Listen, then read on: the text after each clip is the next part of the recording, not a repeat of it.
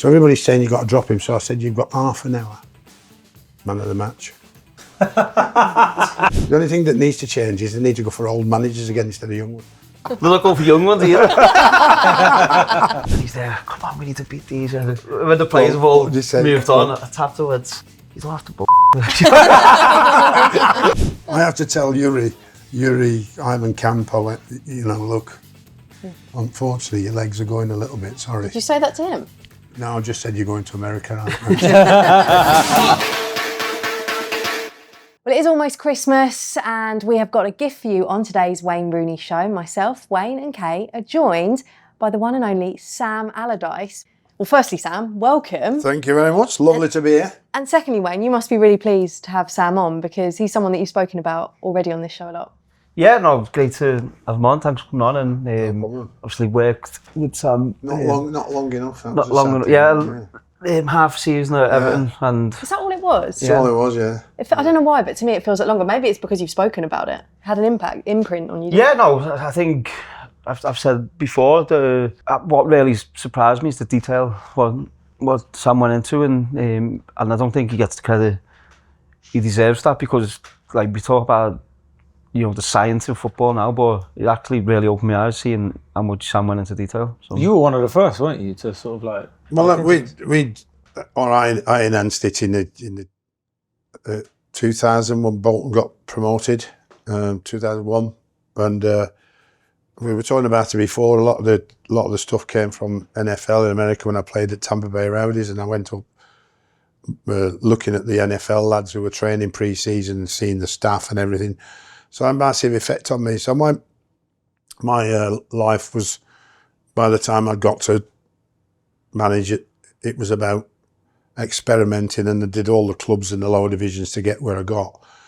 And used to test out something that was different. I think that I wanted a staff that said, find me something that we can do that football doesn't do at the moment.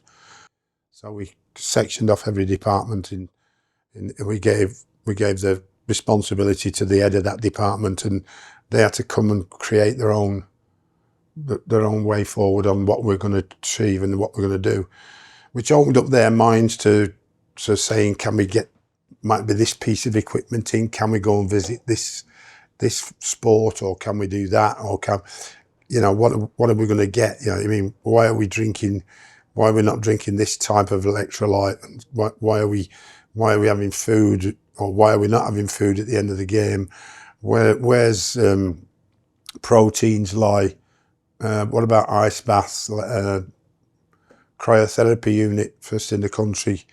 That wasn't me, that was the physios and the recovery lads, you know, which nobody wanted to go in, because that was minus 120.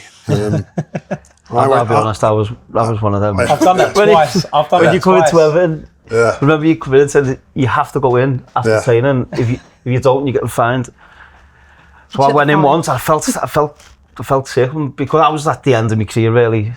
Then I went up to Sam and said, Sam, I can't do that. What do you do when Wayne Rooney comes to you and says? It's a really weird experience. No, it was a complete difference, because I used to get a warm bath. Oh, right, yeah. So the difference from me getting that to that, and then if it was a younger player and you're getting him into the habit, and I was like, that really It is weird, isn't it? You have to put socks on and like have that's a hat right, on. and a mask, Yeah. The thing is the more you do it, the more accustomed you become to it, and then you get a bit of the only place I went to that players had it before a game was Sunderland. Before? Jermaine Defoe was the instigator. He loved it. He thought it was, so he said, I'm going to try this before a game. So he tried it, and like anything else, if you want anything doing, you get a player that's saying, oh, I feel great. Somebody goes, well, I'll have a go. Yeah. You know what I mean? And so that's the only place. But after a game, in terms of reduction of inflammation, lactic acid, stuff like that, fluids. So, you know, diet, nutrition, weights, you know, we covered it all. And one of the biggest one that's still not talked about enough, and football doesn't, is sports psychology. That was massive in the terms of the players, like, I mean, and that was full. Our lad was full time, on the part time crap, like, I mean, how can you have a relationship with somebody that's part time crap? And then and that was a big plus for us on monitoring and guiding, and then having fun. What were the specifics a sports psychologist would do, though? Was there anything specific that you? It was his fault if it didn't go right. No, what happened was this: is you go and do your own thing. There they are. We're having one session together. Here he is, right? And every now and again, we're all going to come together and discuss about what we're doing. And then every now and again, the staff's all going to come together and discuss what we're doing, planning that. And it's up to you whether you want to use him or not. I think that's really important, because I had this with Steve Peters at England. Yeah. Steve Peters. When we were at England, and he come in, so he said he wanted individual meetings with all the players, and he'd give you like a time slot. So I said, to do stuff, players might have their own psychologist. So to do it individually, it has to be the player coming to you, not the other way around.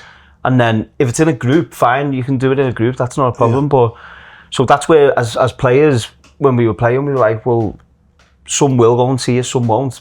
You need to try and build that relationship to get it to where he will. Because if you force it on them, I did with Bill Bezic as well when Steve McLaren was manager. Bill. And if it's forced on you, like anything, you're not really going to want to do it. Is that what was key for you as a manager, to get the buy-in from the players? To show the lads, you're not one of them, because you have to have the separation. We called it the team behind the team, the staff. Yeah. So we're all one team, but the team behind the team was the ones that supported them. And it was the amount of generosity that the players would give to the staff at Christmas, because they weren't on great money. I mean, you think football clubs, the Premier League, pay the backroom staff. They don't. They're really tight. For the qualifications, it makes a big difference. When I was captain of England, at the end of one year, I sent all the England staff to Las Vegas.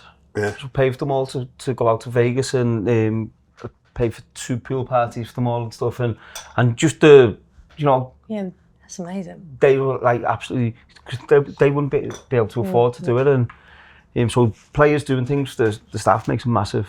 We had 2 player liaison officers, one male, one female, and you can't imagine the part they played, because they were the ones that get the phone call from the wife, especially if somebody abroad. They were the ones that sorted out the houses. They was the one that sorted out the mortgages. They were the one that sorted out the bank accounts. They were the ones that got the phone call, picked me up at the airport at 12 o'clock at night. I've got my car, or whatever talked about, And they played a massive part. They sorted out the Christmas parties for all the kids to come and all that, you know what I mean? They sorted all that out.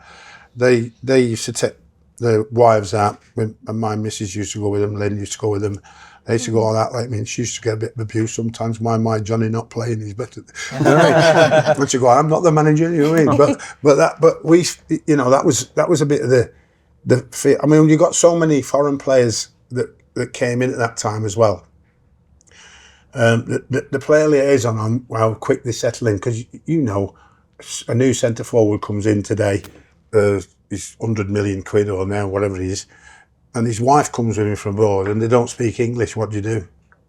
If he goes home and she's crying, you're finished. Well, that was what was wrong with Di Maria when he came to Manchester United. His wife really hated it in Manchester. No, but you actually, the lads at United, they got a lot of support and a lot of help in terms of what schools for the kids, restaurants to go and eat in, and they had that. But then what happened is they ended up relying on that too much. Yeah. So 4 or 5 years down the line, they're still doing it instead of being independent by that time. So you think after 4 or 5 years, you get things put in place here, then you'd be able to deal with it yourself, and that's where they used to use the play liaison officers for like phone them up at 3 o'clock in the morning, tell me TV's broke. Yeah.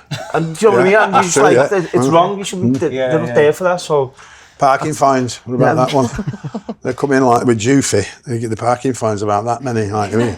What, and the club had to pay them? No, they were trying to get Diouf to pay him if he had any money left. It's like me. One of my first questions when I heard you were coming on the pod was, obviously we see managers now and they're only in post for kind of a year, couple of years. It feels like there's a real fast turnover, and you lasted so long And it feels like we don't see that as often with managers now. I was going to ask you what the secret was, but it feels like maybe you've answered it. I was going to ask you what the secret was as well.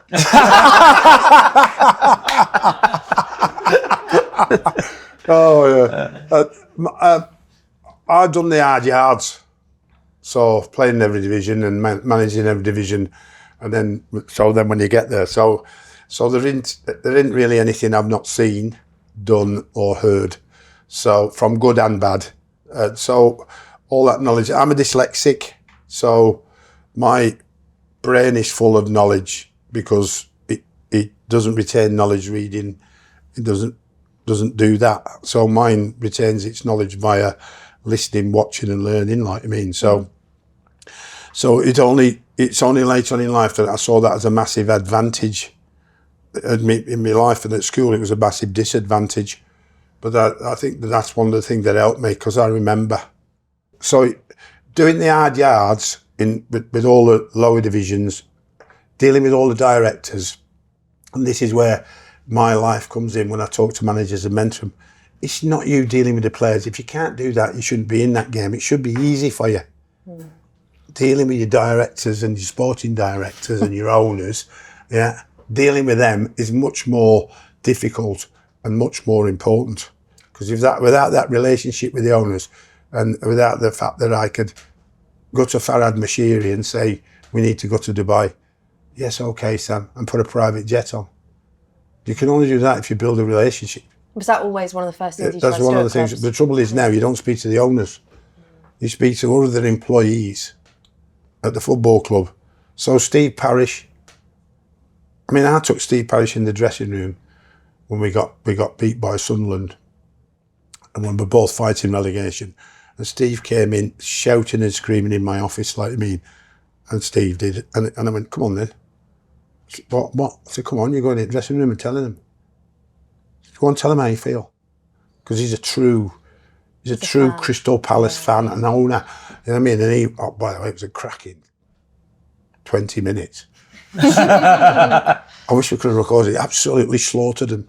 What, It was a bit of John Sitton. Oh, that's interesting because you unbelievable. The difficulty now is when you say now about instinct and stuff and the owners. The problem now is so many owners are abroad somewhere, and you can speak to them over the phone and whatever, but actually feeling that passion. Bill Kenwright was obviously chairman, but was the same. You see his passion for the club, rightly or wrongly. And I think that's so important. Where I had it with Simon Haller at Plymouth. Yeah. Who he lived abroad, but he was very much a Plymouth fan and wanted the best. But then I have Tom Wagner in Birmingham, who is a bit distant. I think he's a bit more there now, it looks like, anyway. But to have that relationship, it's difficult over the phone. I was going to ask, what was the most challenging role that you had, do you reckon? That was me trying to lighten the mood. Well, challenging. There's challenging roles to everything. My problem was reputation. The allowing other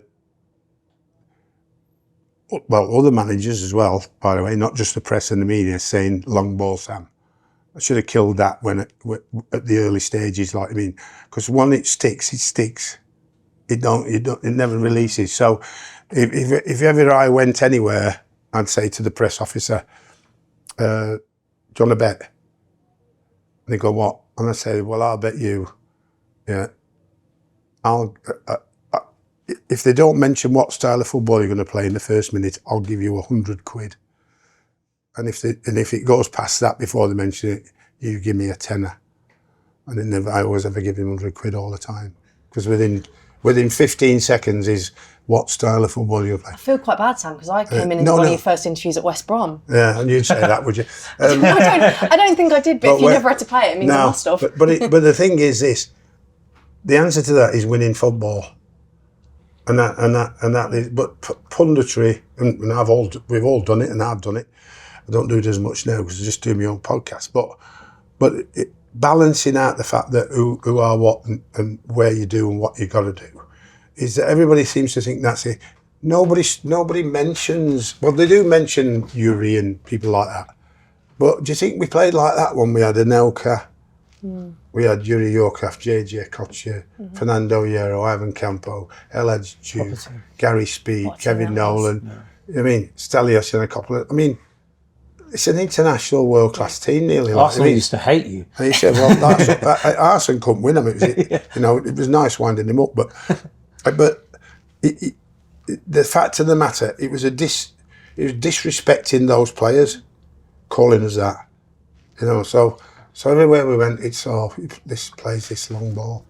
I mean, and I say, well, it's not a long ball, it's a long pass. But in the end, it didn't matter because you were never going to lose it. So I had to. It cost me Everton. Well, when you come in at Everton, I think we were 17th or 18th. Yeah. Something like that when Sam come in, and then we finished in 8th position. I mean, but then still. Yeah, still complaining. The fans really complaining cost you the job, didn't it? I guess when it's going well, the fans like it. Crazy. Yeah, but as soon as it starts going wrong. That was politics. I found out in the end. Okay, well, I'm going to try again. Sorry. No, it's all right. I just wanted to get you two chatting about what it was like to play against each other. When you knew you were playing against a Big Sam team, what did you think going into a game? Because teams didn't like playing against Big Sam's team. Yeah, no, well, you knew it was going to be a tough game. You always knew it was going to be a tough game, and whether that's, with some of the flair plays you've spoken about, or whether that's crosses into the box. Long throws. You knew it was going to be. You listen to Patrice Evra talk, and I think Gerard Piqué, his career in England got cut short because he couldn't handle Kevin Davis, and so everyone knew it was going to be a horrible game, a battle, and you had to win the battle if you wanted to win the game. So it was never easy. How do you prepare for a player like him? He's still working out. You would get two on him as quick as you could, and try and cope with the fact that he's one of your main players, which is always your focus. I think there's a focus on how much. Sometimes our analysts used to go a bit too far, and I'd end up with the negatives on what you've got to be wary of. Look, that's got to be 2-3 minutes, just the main. And then we finish with the positives of how we're going to beat them and what we're going to try and do and all that. Because you can actually give too much information. That's why I used to say in the end, it's up to you whether you want to see your clips. It's up to you whether you want to... Because I'm going to monitor your performance. So if I leave you out, I've left you out based on what I see and your performance declining. So your big problem would be if you knock on my door, I'd say, how are you playing? And then I'd say, what do your stats say? They'd go, I don't know. Well, there you go. So it would stop me having the aggravation. I was experienced enough then not to know that and not knocking us down. You know what I mean? But that's the beauty of it. Because I used to have the argument with the manager when we didn't have any stats, and I was right and he was wrong, and he was right and he was probably but I wouldn't be having it because I'd be so upset about getting left out. You know what I mean? So if they want to speak to you now, they better have some. Now there are some times where I hold my hands up and go, listen. It was purely for this game, and it's my decision, and you're really not that it makes them feel any better. It isn't anything they've really done, but I've just done it for the tactics of this game, particularly. Like I mean, do you remember the first time you faced Wayne as a player? I thought it was Everton. Was it? No, or was it Man U? Well, yeah, but it was. You should have done this research for me before I got here. No, it was when it was to see if you remembered it. It was at Goodison. It was I always remember it was when Campo was playing, and I always remember it was we drew the game, but I think I actually played quite well. I remember Campo coming up to me at the end and he asked me for my shirt. Yeah. I think I was like 16 or 17. It was 0-0, but it was named as one of the top 50 individual Premier League performances ever. That's why I asked if you remembered it. I can't believe it was 0-0 then if you didn't. That shows how impressive it perhaps was if it was 0-0 and you still... But do you remember in that game thinking, because he was only young in his career, do you remember thinking what a talent? It wasn't hard. Scouting away in Rooney is not hard. Which stands out a bit. Go and scouting somebody else to fit in Premier League. It's not be hard to scout him and say, ooh, get him in my team. Do you know what you said after? What? You said, lucky Moisey. Yeah. I think he's got a talent there. Yeah. And then Ivan Campo, what did he say to you after? He come and ask for my shirt and just like said that I tore him apart, basically. The quotes I think Ivan Campo said, I told him he's a good player, but that he's going to become a great player. He can play in any team in the world. I've played against Rivaldo, Ronaldo, Del Piero, Inzaghi, all of the Bayern Munich players, and this boy can play at any level in any country. You know what this country called Campo? A clown. That's what the press call him, a clown of a player. He just won the league with Real Madrid. But that's where it's mad, isn't it? Because I'm coming to Everton first team, and I'm looking at Campo, I'm thinking I'm playing against the ex-Real Madrid player here. Yeah.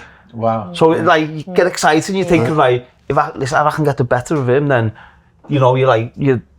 it's crazy, you know. The good thing is it's the best league in the world. That's the good thing, and it's got better now. Everybody stopped tippy-tappying. I was going to bring that up. You're enjoying it a bit at the moment. 3 years we've been doing my podcast, and I named it. I said, if I'm doing a podcast, it's got to be no tippy-tappy football because I'm sick to death of it. Now, everybody's changing again. We're seeing more goals now than the last 3 years. Did you always think it was going to go back full circle? Yeah. I was just. The only thing that needs to change is they need to go for old managers again instead of young ones.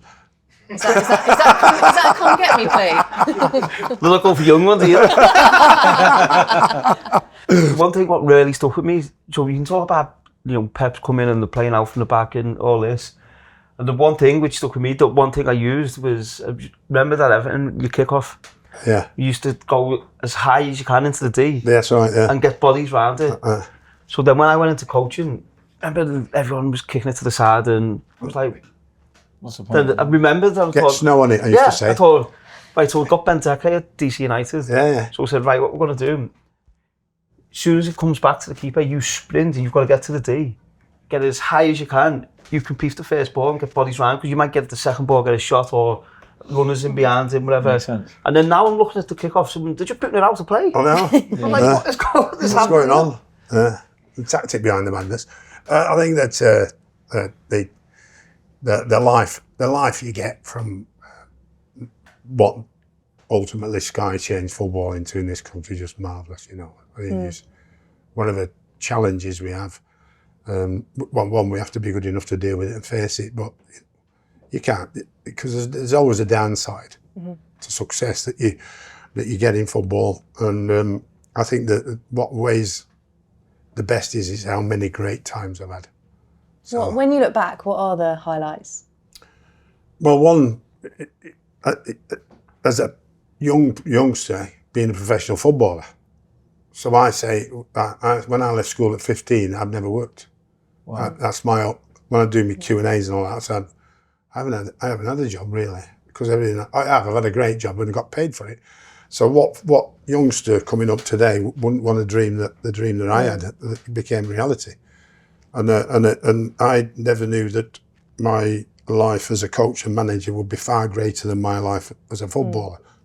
That dream, and this is what I say, because the dream then becomes reality, and if you want a dream, then you focus on that dream from as young age as possible, and then you can make it if you've got a talent, because you will improve your talent the longer you practice. So if parents said, okay, our son wants to be a footballer, or our daughter, then focus on that. Now, at school, they've got to do English and maths, yeah. They don't have to do much else. Football should be the next one. Because if they're going to, male or female, you're going to make yourself pretty rich, because women's football, in terms of the pay, is rising all the time. Transfer fees are rising, so their future's really looking good as well. But you get into football and you get into the Premier League, you're not only getting well paid, you love what you do, you can look after your family and do the things you've never dreamed of doing before. Let's keep talking about modern football. Yeah. Then, are you enjoying watching it again now? I enjoy. Did you fall out of love with it for a bit? Yeah, I did for a while. I've especially, well, I shout on the settee quite a lot sometimes, going, "What are you doing?" Like, you mean when the centre half passes it straight to the midfield player and he goes through and score, and I go, I'm just frustrated about the basics of the game have been no different to be successful as when I first got taught them at 15 and 16. And I don't think I ever did this to them. It's a simple factor. Simple is genius. Football's simple. Every good footballer who knows who's played on, I'll tell you, football's simple, isn't it? Simple, isn't it? So there's your defending third. That's red. This is your middle third. That's amber. And there's your final third. That's green. What does that mean? Don't do it there. You can do it here. You can do what you want there. Yeah. Don't lose it here. Yeah. Create there. Be a genius up here. There's a lot of managers that complicate that though, don't they? All the time. Yeah. You know what I mean? Yeah, and that's the issue. And I think, especially now with managers, they're trying to do too much, and the players are getting too much information. Yeah. And what I said before, Sam will give you the information. What I really liked, where you give you the 8-game plan. Yeah. So you have an 8-game plan and say, right, we're looking to target 12 points out of this 8 games, and the next 8 games you look at the fixtures, it might be 10 points, it might be 16 points. Yeah.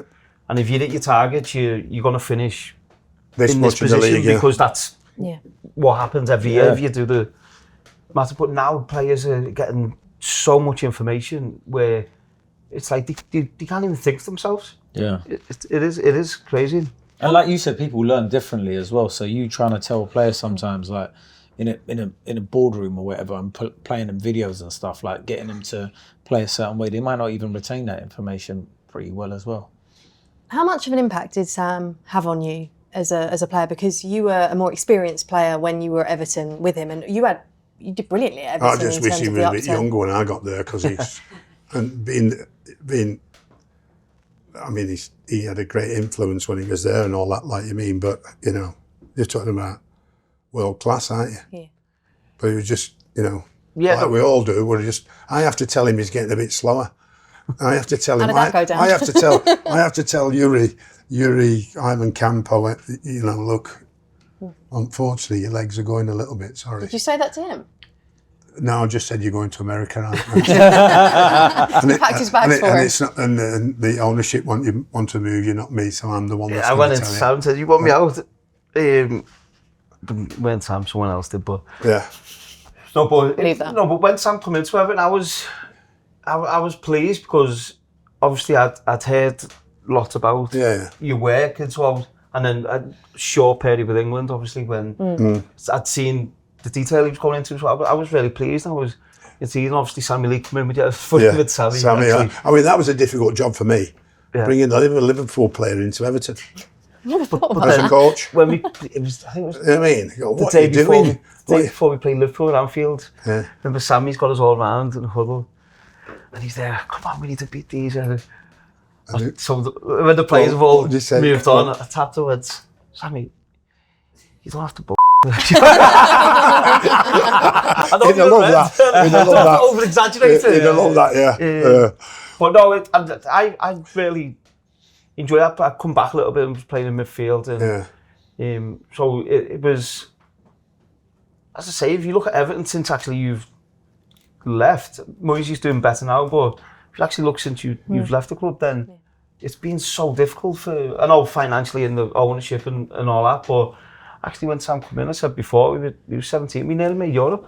For me, this was the biggest breakthrough I never thought I'd experience again, would be to take a big club back into Europe and into a new stadium. That was the format that was set forward by Farhad, but unfortunately, because of others, which obviously is probably not best naming at that time, there was a lot of stuff going on behind the scenes to get me out, which wasn't. Well, there was one or two players didn't like me. That happens everywhere, like you mean. But I mean, I thought it was one of the best jobs I'd ever done, because we struggled. I mean, I think you were leading goal scorer, nearly, weren't you? Yeah, that year. Yeah, I finished. So I finished top goal scorer. You know what I mean? And so that year, but it was the same. I think they wanted me out as well. You know what I mean? So I thought this is one of my big chances again, like you mean, because the fact of the matter, it's such a big club, and it's got money behind it. You know, real money for the first time for a long time, and obviously in my opinion, Ronald Koeman obviously had his players he brought in. Steve Walsh had his players he brought in, and I think Bill told me himself that he got you back. So I think that there just wasn't the right players in some of the right too areas. many as well, weren't there? And then there was too many players in the same area that caused the problem. And if you're spending 250 million in one season, the fans are going to expect such a great big lift in performances that was never going to happen.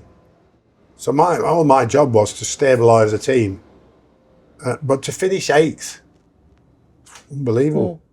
Because normally at Sunderland and Crystal Palace and all that, we're getting through till the last 6 or 7, 8 games, and if we stay safe, we've only finished 6th from bottom, or 5th from. You know what I mean? It's not an easy task, but to get to 8th, it was just the fact that the team just carried on doing well under what we were talking about. I don't know whether it's because we simplified it or whatever it was, or we just made ourselves, 1, difficult to beat, and 2, when we scored a goal, we were going to get some points out of it. We're running out of time, but one thing that I've realised from working with Wayne and when we bring guests on is everyone's always got a few stories about Wayne. Have you got any good stories that you can say on a podcast about him? We had one from Emil. What was Emil Heskey's? His was quite funny. Wasn't it when you were playing pool and then who did you scare? I think I thought Guy Neville, he was crap at right back. Oh, yeah. I could do it better. That was the one. It was something like that. I just think that... But at that time, when working under Sam, I was older and I knew I wanted to go into coaching as well. So I was more observing as well. And obviously as a manager, you're looking at everything, but I was more observing and taking in what he was doing and how he was working. Bit of a laugh and the joke was always the key factor to me, what I mean. I mean, I suppose that being that I sort of understood the pressure he was under in England at the time when I took England over. Because they wanted him out. And I'm playing him for England, and the whole press conference was, why are you playing Wayne Rooney, Sadiq? Why are you playing? What are you playing? I'm going, what are you on about? I mean, you see. Now look, this is the pressure's the pressure, but you sit there as England captain, and we absolutely battered the Slovakia, and thank God we won 1-0. You know what I mean? So I said to Samuel Lee, 3 minutes to go, I said, we're going to get slaughtered if we don't win this. And even after winning it, it wasn't, in their eyes, it wasn't good enough. Like, why is Wayne Rooney playing so deep? Like, I mean, I said... But it's not amazing. And I said, sorry, I just said this, why do I need to tell Wayne Rooney how to play? And they went berserk in the press saying, if I need to tell him how to play, why has he played all like he's played all his year if I have to keep telling him what to do? He'd look at me and go, shut up. When did you play centre forward? You go, you know what I mean? Yeah. It's just, but that's the pressure he's had to put up with all his life, and that's like what we all have to do. But the beauty of it is getting to work with him. I was always a bit worried about bringing him off.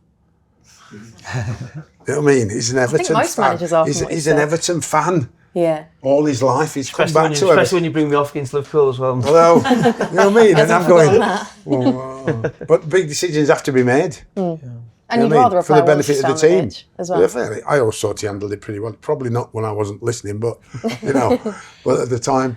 There was times where I was happy to come off as well. That's all right then. At the time we're actually recording this, one of the big topics in the news is Mo Salah and what Arne Slot is going to do about that situation, what Liverpool are going to do about that situation. I'm wondering, as someone that's managed at a high level, what would you do in that situation? Well, the game has changed so much, but the first thing I'd do would fine him. That would be the first thing I did, because he's broke the code of conduct. If Liverpool don't have a code of conduct, I'm sure they do, but code of conduct's extremely important, because you've all got what you can and you cannot do in the code of conduct. I mean, if we'd have had enough time going on at Everton or other clubs, if I was there a long time, we printed it in the language of the player. so there was no misunderstanding. So because that stops all the aggravation. So when something like comes in, so he comes in the office and just say, right, you find you've breached the code of conduct, like you mean so, and then you don't play him. I would swallow it if he's the best player on the pitch for me. So I wouldn't treat him the same as I'd treat somebody else. So if I needed him, right, well, I'll just tell you one story before I go. Diouf is out the Friday night, right? So I'm coming in Saturday, we're playing at home. And we've got a phone call, Diouf is out. So Diouf comes in and I said, you were out last night? No, I wasn't, Gaffer. You were out last night? No, I wasn't. You were? I said, even worse, you were in Bolton instead of Manchester. I said, I know you're out because only you can afford Louis Ronda Cristal. Nobody else in Bolton can. So he'd been buying all his chums Louis Ronda Cristal. So everybody's saying you've got to drop him. So I said, you've got half an hour. What do you mean? I said, you've got half an hour. And if you're playing bad, I'm going to bring you off, put the subs on and then go to the press and say, I found out he was out on a Friday night. Man of the match. So you know what I mean? Diouf was one of our top players. He won more free kicks in the final third than anybody else. He did assist, didn't score as many goals. But I'd have been cutting my nose off to spite my face and I left him out. Yeah. So there's the right thing to do, and then there's the time when you just go, you can be as hard as you want, you know, but sometimes you just got to be a bit softer. I think players know that as well, and the top players will know as well that you might get a little bit of leeway because they're performing or they're winning your games. And I think obviously Salah's been calculated with what he's silly with what he's done, and just the timing for him is wrong because he hasn't been playing well, and that's the problem. I don't understand why he didn't wait. I mean, do you think he's already fixed up? And that's why he's done it. You'd assume so, wouldn't you? Yeah. When you go that big, and especially if you're getting off to go and play in the tournament for your country as well. Liverpool can't complain too much, do they? Because they waited for Isak. No. So they'd have got hold of Isak and said, just sit there, we'll get you in the end. So, you know, he's such a great player, it's a shame if he leaves under that cloud. Yeah. He's such a great player. But don't believe that it's all what the club wouldn't do if they want a player. Or, you know, all of they've got about loyalty to football. There is no loyalty in football, either way. If you're done, you're done. Move off and get on with it. You know, they move you on. Yeah, he's not loyal enough. Well, sooner or later, they're going to dump you. So you might as well go before you get dumped. But I think I had it with Mourinho, and you can get. I got dropped with Mourinho he played Zlatan and he didn't play me. I was on the bench and then I could quite easily went to the press and said whatever the way Salah has. But I sat down with Mourinho and said, listen, can I leave? I'm at 8 now. I probably need to play. And we ended up standing up, shaking hands, and agreed on it, and that was it. And then for the rest of the season, I sat on the bench and I tried my best for the team, and I was still captain. So I was driving into training as captain, like down and like wanted to play, and then I go into the training ground and trying to like be happy and lift the other players. So I think that's where Salah's let himself down. He's let his teammates down. And my thing was, if he waited a month and came back after AFCON, the manager might have gone. So any problem he has with the manager, it would have been solved. But that's why it probably leads to what you're suggesting, that he's probably already found somewhere else. But you know, you're not supposed to tap up a player now and all that. You might as well take it out of the rule book, and I mean, it's not going to. It doesn't make any difference, does it? Like, I mean, if they're going to want him, they're going to want him, and if they're going to do a contract, they're going to do a contract. And you know what I mean? They'll stick it in the safe or in the drawer, and that's the end of it. Like, I mean, that's the way football works at the moment. So you might as well take that rule out. Yeah. Well, by the time this episode's gone out, Salah will be away at AFCON, and who knows? We'll probably know. Well, I think he'll probably have a brilliant tournament. I think. Yeah. Don't you? Yeah, he's probably looking forward to playing again. Yeah, that's for sure. It's a shame, but you know. Well, Sam, this episode is going out just before Christmas. Looking forward to Christmas, nice? I am, absolutely. As always, like I say, it's not the hectic, busy side as a manager where you can't really enjoy the Christmas. But now, relax with the family, and then look forward to can only watch one game now, is it? Boxing Day, yeah. Boxing There's plenty Day. of football around it. And thank you for being with us. You're going to hang around for our Christmas episode as well, which is out on Christmas Eve. We'll be back on Sunday with another episode of The Wayne Rooney Show. You can watch it on iPlayer or the BBC Sport YouTube or listen on BBC Sounds.